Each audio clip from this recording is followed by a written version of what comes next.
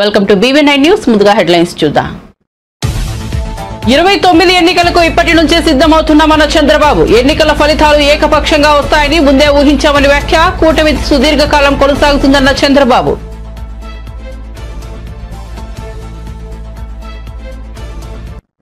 చంద్రబాబు సోదరుడు రామ్మూర్తి నాయుడు కన్నుమూత. గచ్చిబౌలిలోని ఏఐజీ ఆసుపత్రిలో కన్నుమూసిన రామ్మూర్తి నాయుడు మధ్యాహ్నం 12:45 మృతి చెందాలని వైద్యుల ప్రకటన.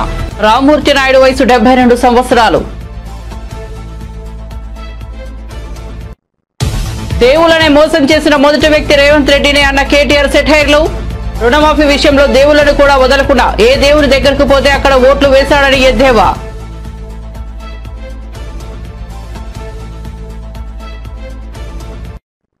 బీజేపీ ఎంపీ కొండా విశ్వేశ్వరరావు సంచలన వ్యాఖ్యలు. కేటీఆర్ అరెస్టు కాకుండా ఢిల్లీ కాంగ్రెస్ నేతలు అడ్డుకున్నారని వెల్లడి. ఢిల్లీలో ఆయనకు బీజేపీ నేతలు అపాయింట్మెంట్ ఇవ్వలేదన్న ఎంపీ.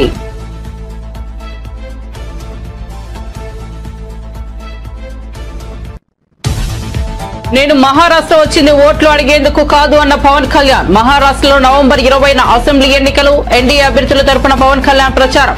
నేడే డెగ్లూరు సభకు హాజరు.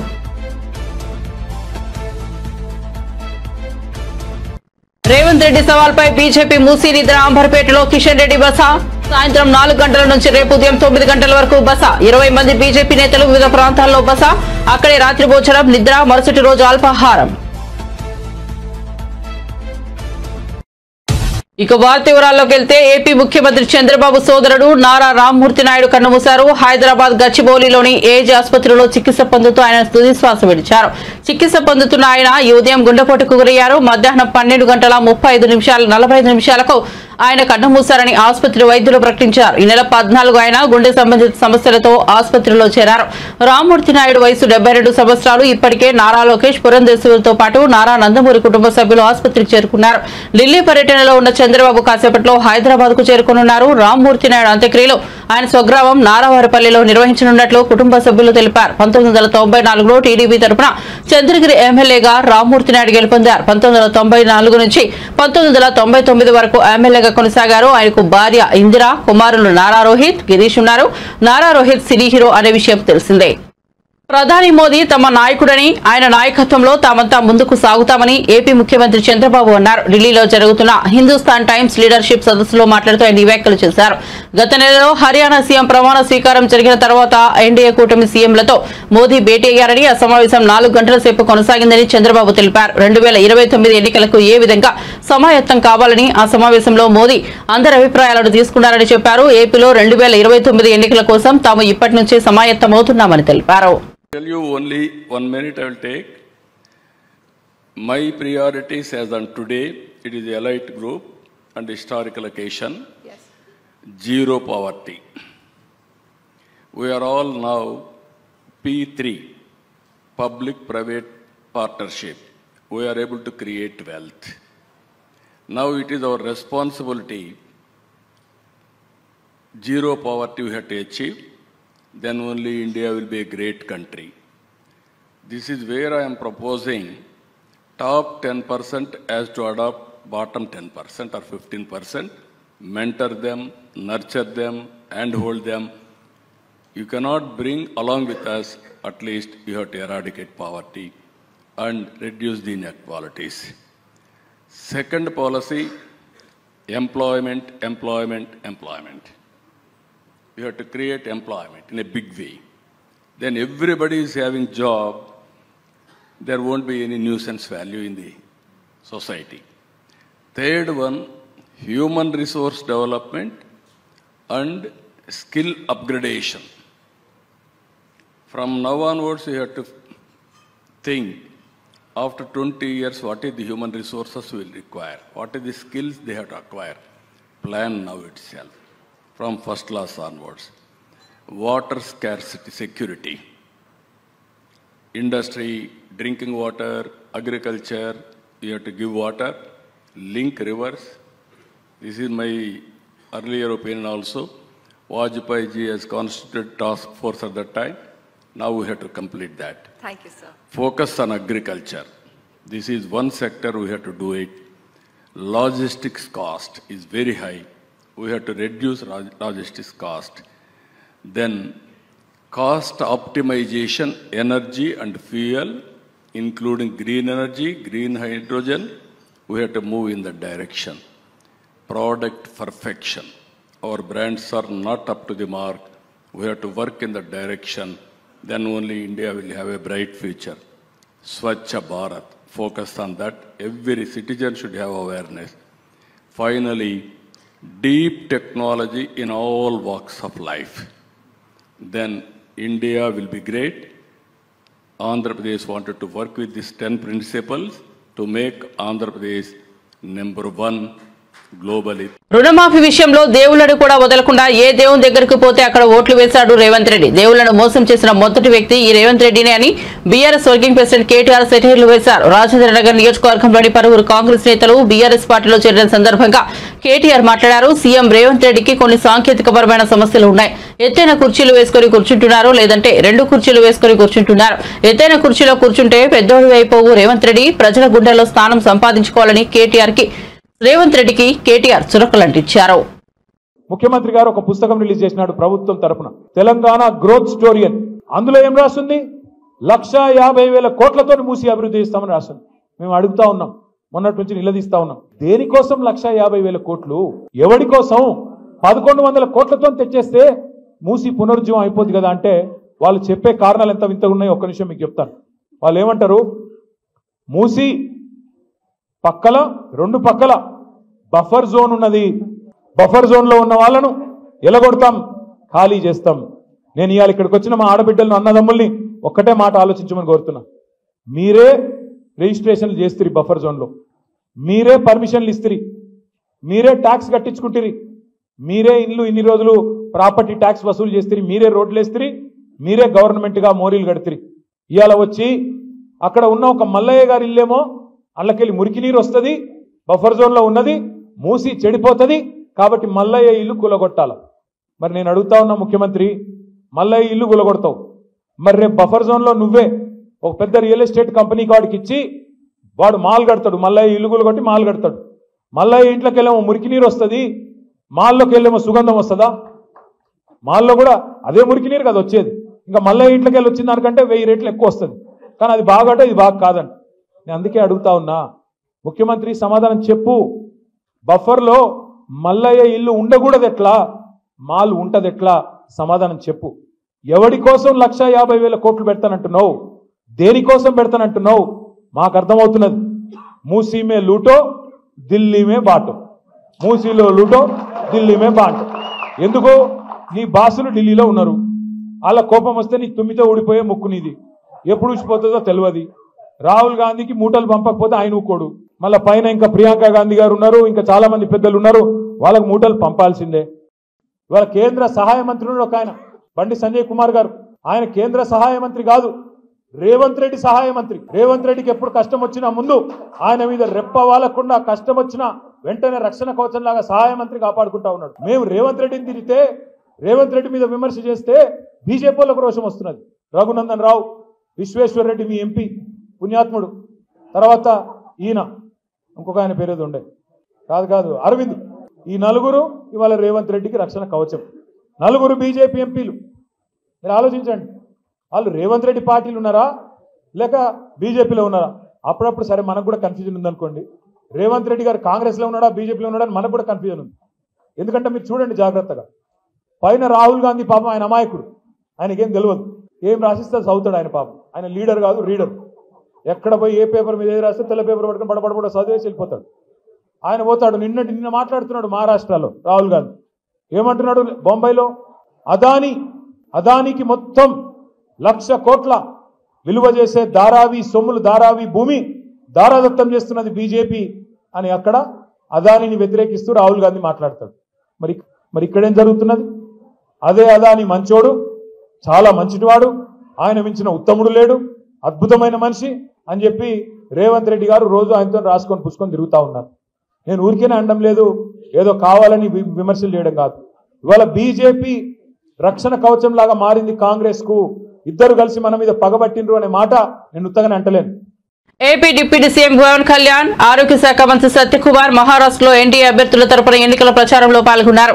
మహారాష్ట్రలోని డెగ్లూరులో జరిగిన ఎన్నికల సభలో పవన్ కళ్యాణ్ మరాఠీలో ప్రసంగించి అందరిని ఆశ్చర్యానికి గురి చేశారు. దీనికి సంబంధించిన వీడియోలు సామాజిక మాధ్యమాల్లో సందడి చేస్తున్నాయి. జై భవానీ, జై శివాజీ, జై మహారాష్ట్ర అంటూ ప్రసంగం ప్రారంభించారు. తాను మరాఠీలో ప్రసంగిస్తానని, ఏవైనా తప్పులు ఉంటే క్షమించాలని కోరారు. ఇది ఛత్రపతి శివాజీ పరిపాలించిన భూమి, ఇది ఆయన నడిచిన నేల, ఇంతటి వీరత్వం కలిగిన గడ్డ మహారాష్ట్ర. మరాఠా ప్రజలందరికీ నా హృదయపూర్వక నమస్కారాలంటూ కొనసాగించారు. తాను ఇక్కడికి ఓట్లు అడిగేందుకు రాలేదని, మరాఠా వీరులకు నివాళులర్పించడానికి వచ్చానని పవన్ తెలిపారు. మరాఠా యోధుల పోరాటాన్ని గుర్తు చేసుకోవడానికి, శివాజీ మహారాజ్ పరిపాలనను, స్వాతంత్ర సమరయోధుల స్ఫూర్తిని గుర్తు చేసుకోవడానికి వచ్చానని వివరించారు. స్వరాజ్యం అర్థం తెలిపిన నేల, అంబేద్కర్ జన్మించిన నేలపై నివాళులు అర్పించేందుకు వచ్చానని పేర్కొన్నారు. అక్రమాలను ఎదిరించడంలో ఆయన ఒక బలమైన స్ఫూర్తి. సనాతన ధర్మాన్ని ఏ మాత్రం భయపడకుండా పరిరక్షించడంలో బాలాసాహెబ్ ఠాక్రే గారు ఒక స్ఫూర్తి. జనసేన 7 సిద్ధాంతాల్లో ఒకటైన ప్రాంతీయతను విస్మరించిన జాతీయవాదం అనే సిద్ధాంతానికి బాలాసాహెబ్ ఠాక్రే గారి స్ఫూర్తి. బాలాసాహెబ్ గారి దగ్గర నుంచి నేర్చుకోవాల్సింది ఏ విషయాన్నైనా ధైర్యంగా చెప్పడం, నిర్మోహమాటంగా నిక్కచ్చిగా ఉండడం, అధికారంతో సంబంధం లేకుండా మన సిద్ధాంతాలకు బలంగా కట్టుబడి ఉండటం బాలాసాహెబ్ ఠాక్రే గారి నుంచి నేర్చుకున్నాం. ఆర్టికల్ 370 తర్వాత కశ్మీర్ కనిపిస్తుంది. దివ్య రామ మందిరంతో అలంకరించబడిన అయోధ్య కనిపిస్తుంది. ప్రపంచ పటంపై రెపరెపలాడుతున్న తిరంగా కనిపిస్తుంది. దేశం నలుమూలలను కలిపే రహదారులు కనిపిస్తున్నాయి. మహారాష్ట్రను 1,00,000 కోట్ల ఆర్థిక వ్యవస్థగా తీర్చిదిద్దేందుకు ఇలాంటి ఇంకెన్నో గొప్ప అభివృద్ధి కార్యక్రమాలు చేపడుతున్నారు. భారతదేశాన్ని 5 లక్షల ట్రిలియన్ల జీడీపీతో ప్రపంచంలోనే 3వ అతిపెద్ద ఆర్థిక వ్యవస్థగా మార్చడంలో మహారాష్ట్ర కీలక పాత్ర పోషించబోతుంది. పాల్ఘర్లో మీరు చూశారు, చేతులెత్తి వేడుకున్నాడు, నన్ను చంపొద్దు చంపొద్దు చంపొద్దు అని. పాల్ఘర్లో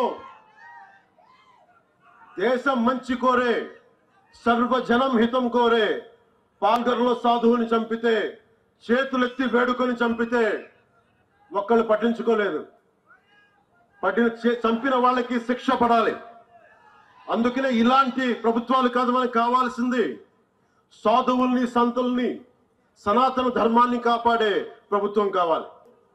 మహారాష్ట్రలో ఉన్న దుర్గాలన్నీ, ఛత్రపతి శివాజీ మహారాజ్ పోరాటం చేసిన దుర్గాలన్నీ, ఆక్రమణదారులు మనకి ఈ దుర్గాలన్నీ కలిపి దక్షిణ భారతాన్ని ఒక కోటలా కాపాడిని, ఒక హిమాలయ పర్వతంలా కాపాడిని, రానివ్వకుండా చేసి. అందువల్ల దక్షిణ దేశంలో దేవాలయాలు కూల్చలేకపోయారు.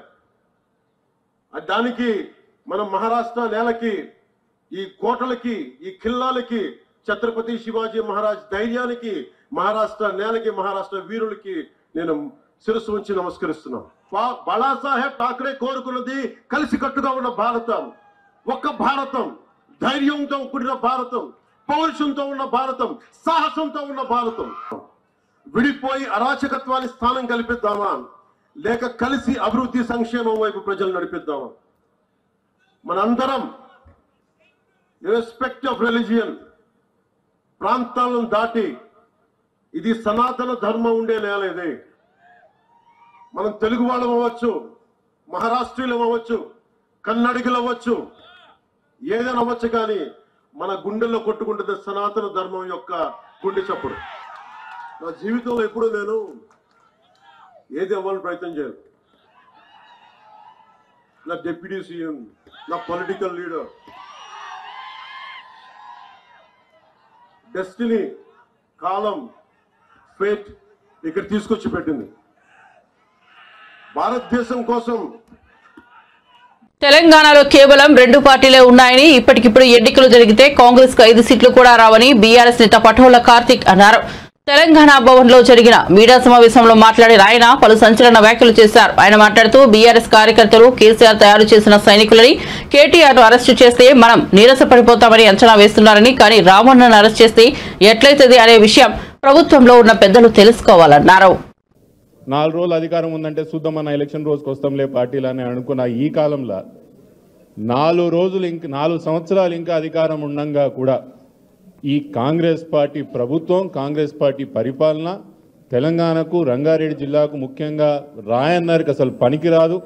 వీళ్ళు ఇంకా ఇట్లనే కొనసాగితే తీరని లోటు తెలంగాణకు జరుగుతుందని గుర్తించి మరీ 4 సంవత్సరాలు ప్రతిపక్షంలో పనిచేయడానికి ముందుకొచ్చిన మా పెద్దలు నాయుడు గారికే కానీ, ఇక తమ్ముడు ఆరిఫ్కే కానీ, మా పాత మిత్రులు నవాజ్, ఇంకా ఆమెర్, వీళ్ళందరికీ కూడా పేరు పేరున మీరందరికీ మరొకసారి బీఆర్ఎస్ కుటుంబ సభ్యులుగా, కేసీఆర్ గారి యొక్క సైనికులుగా మీ అందరినీ కూడా స్వాగతం పలుకుతూ आप सबको इस्तकबाल करता हूँ, खैर मखदूम करता हूँ और एक बार हमारी जमात में ఒక విషయం మాత్రం యాద పెట్టుకోండి. నేను మిగతా విషయాలంతా పెద్దలు అమ్మ రామన్న మాట్లాడతారు.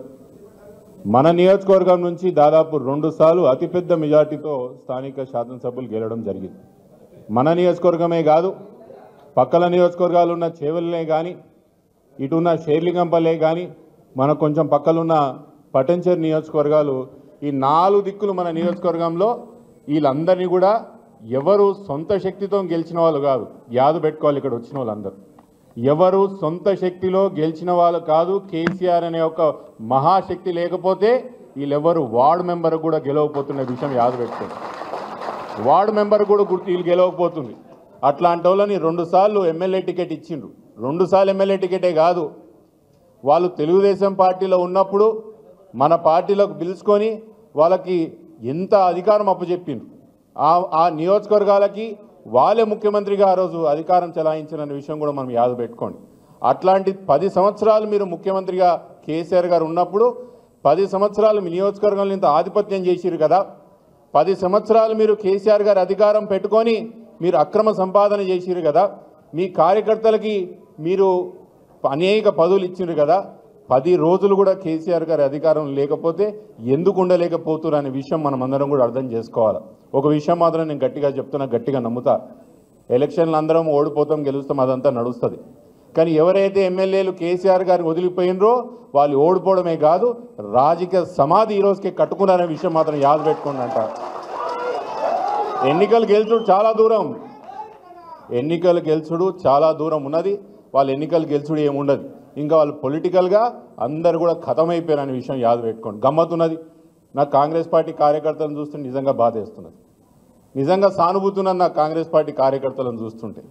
10 సంవత్సరాలుగా జెండా కూలీలు అయినరు మీరు. సామాన్య కాంగ్రెస్ పార్టీ కార్యకర్తలు 10 సంవత్సరాలు వాళ్ళు అపోజిషన్లో ఉన్నప్పుడు జెండా కూలీగా మారినరు. ఈరోజు అధికారంలో కాంగ్రెస్ పార్టీ వచ్చిన తర్వాత ఇక మనోళ్ళే అవతలపోయి మళ్ళీ వాళ్ళే పదవులు తెచ్చుకుంటారు. మనోళ్ళు అంటే మన పార్టీ మొన్నటి వరకు ఉన్నారు, మనోళ్ళు ఏం కాదు వాళ్ళు, మొన్నటి వరకు మన పార్టీలు ఉన్నోళ్ళు. ఎంత విచిత్రం రాయందర్ నియోజకవర్గంలో అంటే ఇంకా కాంగ్రెస్ పార్టీ కండువాలు కూడా వేసుకోలేదు వాళ్ళు. వాళ్ళకి నామినేటెడ్ పోస్టులు వచ్చినాయా లేదా? వచ్చినాయిలే. వాళ్ళు కనీసం కాంగ్రెస్ పార్టీ కండువా కూడా వేసుకోలేదు, వాళ్ళకు మాత్రం నామినేటెడ్ పోస్టులు బరాబర్ ఇస్తారు. కాంగ్రెస్ పార్టీ కార్యకర్తలు నిజంగా మిమ్మల్ని చూస్తుంటే నాకు నిజంగా బాధ. అమృత్ పథకంలో కుంభకోణం జరిగిందని ఆరోపిస్తూ ఇటీవల ఢిల్లీ వెళ్లిన బీఆర్ఎస్ కార్యనిర్వాహక అధ్యక్షుడు కేటీఆర్ కేంద్ర పట్టణాభివృద్ధి శాఖ మంత్రి మనోహర్ లాల్ ఖట్టర్ కు తాను ఫిర్యాదు చేసినట్లు చెప్పారు. అయితే అందులో ఏమాత్రం నిజం లేదని బీజేపీ ఎంపీ కొండా విశ్వేశ్వరరెడ్డి తెలిపారు. ఓ ఛానల్లో మాట్లాడుతూ కేంద్ర మంత్రి ఖట్టర్ను కేటీఆర్ కలవలేదని, ఒకవేళ కలిసి ఉంటే ఫోటోలు విడుదల చేసి ఉండేవారని పేర్కొన్నారు. కేంద్ర మంత్రి అపాయింట్మెంట్ తీసుకోవడం నిజమేనని, కానీ కేటీఆర్ ను బయట నుంచే పంపించేశారని తెలిపారు. ఢిల్లీలో కేటీఆర్ ఒక బీజేపీ నాయకుడిని కూడా కలవలేదని కొండా పేర్కొన్నారు. ఎవరూ అపాయింట్మెంట్ ఇవ్వలేదని కూడా తెలిపారు. ఖట్టర్ ఆఫీసులో పీఏతో మాట్లాడిన తర్వాతే ఈ విషయాలు చెబుతున్నారని చెప్పారు. ఢిల్లీలో కేటీఆర్ కలిసింది కాంగ్రెస్ నాయకులేనని తెలిపారు. రాష్ట్ర కాంగ్రెస్ నేతలకు కేటీఆర్ ను అరెస్ట్ చేయాలని ఉన్నప్పటికీ కాంగ్రెస్ జాతీయ నాయకత్వం అడ్డుకుంటోందని విశ్వేశ్వరరెడ్డి వివరించారు. తెలంగాణ ముఖ్యమంత్రి రేవంత్ రెడ్డి సవాల్ను స్వీకరించిన బీజేపీ నేతలు మూసీ ప్రవాహక ప్రాంతాల్లోని బస్తీలలో బస చేయనున్నారు. సాయంత్రం 4 గంటల నుండి రేపు ఉదయం 9 గంటల వరకు 20 మంది బీజేపీ ముఖ్య నేతలు వివిధ ప్రాంతాల్లో బస చేయనున్నారు.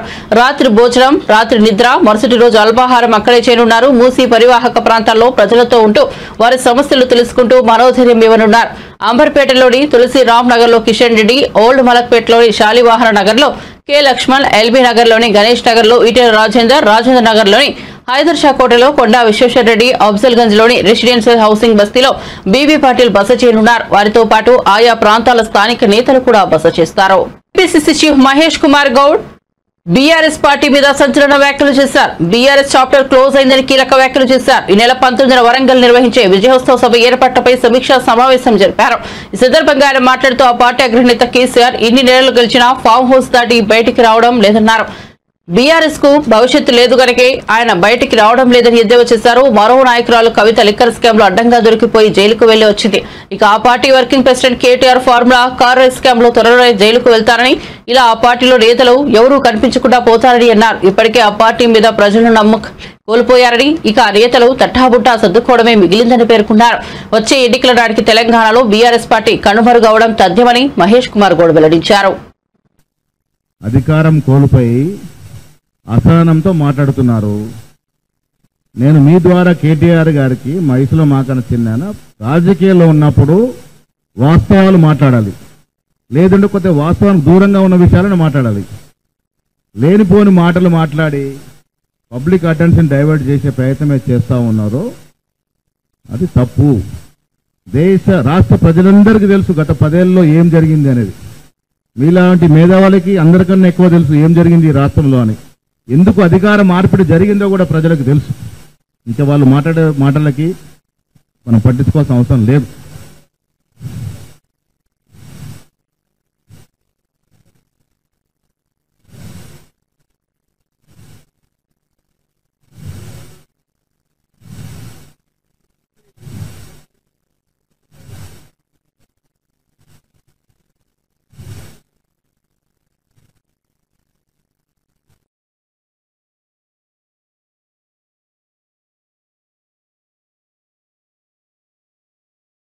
డెఫినెట్గా ఇప్పుడు మొదటి ప్రశ్న ధరణిలో ప్రతి బీదవాడు కలెక్టర్ల చుట్టూ ఎమ్మెల్యేల చుట్టూ తిరిగి చెప్పులరిగే పరిస్థితి.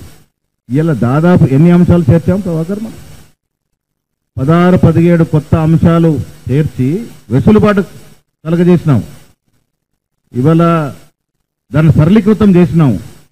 ధరణిలో స్వయంగా నా భూములు నా ఊర్లో నా భూములే మాయమైనటువంటి పరిస్థితి రాహత్ నగర్ నాగరంలో. ఇవాళ చాలా వెసులుబాటు తీసుకొచ్చాం. ఇవాళ ప్రజలు స్వేచ్ఛగా ఇప్పుడైతే కలెక్టరు ఎమ్మెల్యేల దారి కనిపల్లి ఇవాళ ఎంఆర్ఓతో అవుతా ఉన్నాయి. సరళీకృతం అయింది, ధరణి సమూలంగా మారింది. అది మొదటిది. రెండవది మీరు అడిగింది, ఈ రాష్ట్రంలో మేము అధికారంలో వచ్చినాడికి 800 లక్షల కోట్ల అప్పు. ఆర్థిక వెసులుబాటు అసలు లేని సమయంలో కూడా మేము ఇచ్చినటువంటి గ్యారంటీలు దాదాపుగా పూర్తి చేస్తా ఉన్నాము. ఇంకా కొంత వెసులుబాటు రాగానే మిగతా కూడా పూర్తి చేసే ప్రయత్నం చేస్తాము. సోషల్ మీడియాలో అసలు రాజకీయాల్లో ఉన్న వారందరం కూడా కొంత నైతిక విలువలు పాటించాలి. ఇవాళ టీఆర్ఎస్ పార్టీ ఎంత అనైతికంగా సోషల్ మీడియాను వాడుతుందంటే, వీడియో ఒకటి ఉంటుంది ఎప్పటిదో, దానికి ఫోటో జత చేస్తూ ఉన్నారు, ఆడియోను ఎడిటింగ్ చేస్తూ ఉన్నారు, ఫోటోలు మార్పింగ్ చేస్తూ ఉన్నారు. ఇంత దిగజారుతనం అవసరమా? ఏం లబ్ధి చేకూరుస్తుంది దీంట్లో? ఇప్పుడు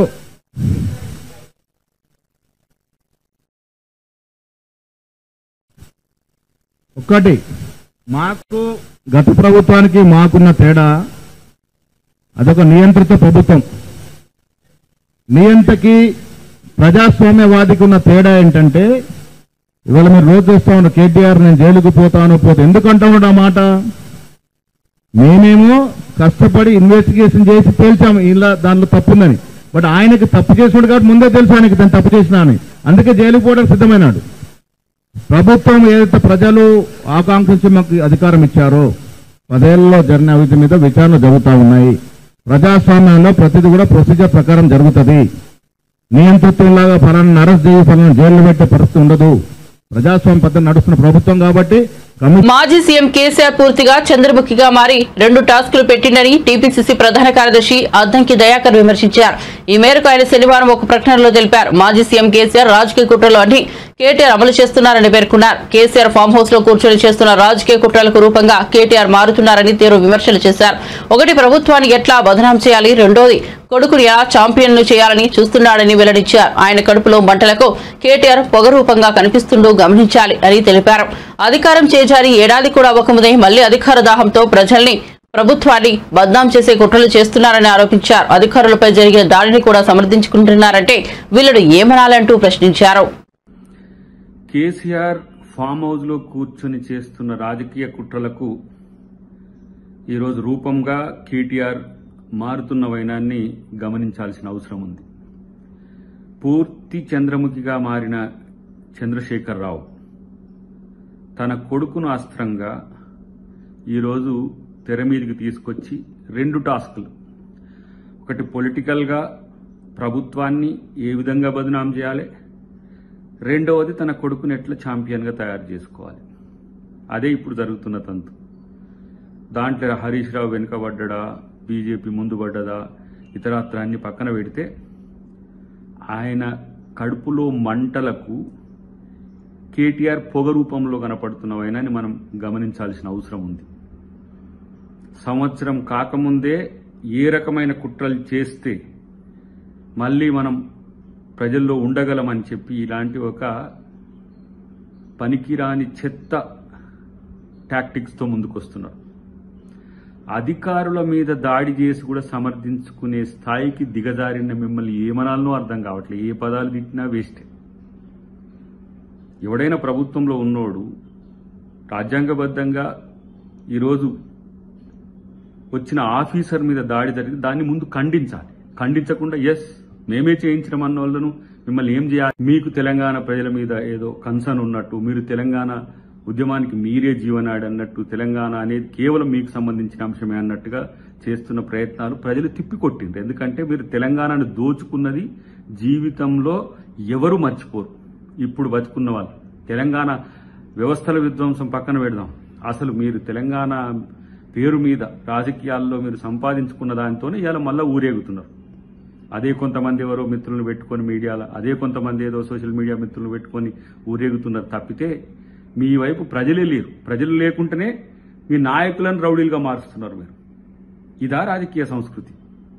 ఇలా ఈ ప్రభుత్వం చేసిన ప్రతి పని మీద విమర్శ పక్కన పెడదాం, మీకు అధికారుల మీద దాడులు చేసే స్థాయికి వచ్చి దాన్ని సమర్థించుకొని ఎస్ మేము దాడి చేసినామనే స్థితికి వస్తే మరి భాజపా ప్రభుత్వం ఏం చేస్తుంది? క్యాట్కు సంబంధించిన అంశంలో ఐఏఎస్ ఐపీఎస్ అధికారుల మీద రక్షణకు లేనప్పుడు ఇలాంటి వాళ్ళ పట్ల మీ ఉదాసీనత ఏంటి? మీరు కూడా ఇలా బీఆర్ఎస్ కార్యాచరణతో కలిసిపోయినరా? వాళ్ళు మాట్లాడే భాష మీరు మాట్లాడుతున్నారా? ఆలోచించుకోండి. డెఫినెట్గా ఇది కాంగ్రెస్ ప్రభుత్వం సమర్థవంతంగా ఎదుర్కోగలుగుతుంది.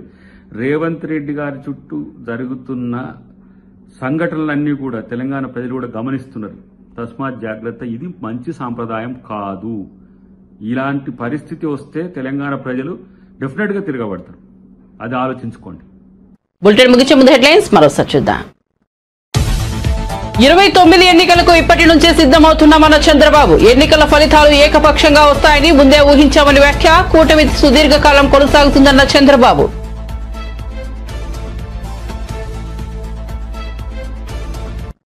చంద్రబాబు సోదరుడు రామ్మూర్తి నాయుడు కన్నుమూత. గచ్చిబౌలిలోని ఏఐజీ ఆసుపత్రిలో కన్నుమూసిన రామ్మూర్తి నాయుడు మధ్యాహ్నం 12:45 మృతి చెందాలని వైద్యుల ప్రకటన.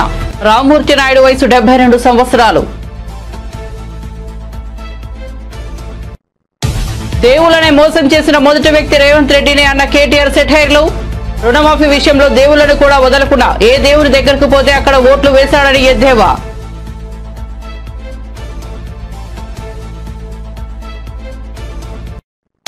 బీజేపీ ఎంపీ కొండా విశ్వేశ్వరరావు సంచలన వ్యాఖ్యలు. కేటీఆర్ అరెస్టు కాకుండా ఢిల్లీ కాంగ్రెస్ నేతలు అడ్డుకున్నారని వెల్లడి. ఢిల్లీలో ఆయనకు బీజేపీ నేతలు appointment ఇవ్వలేదన్న MP.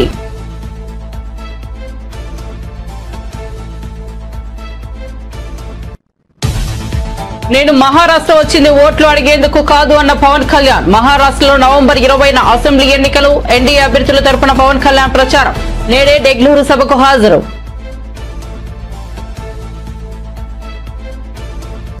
Revanth Reddy సవాల్పై BJP Musi నిద్ర. అంబర్పేటలో కిషన్ రెడ్డి బస.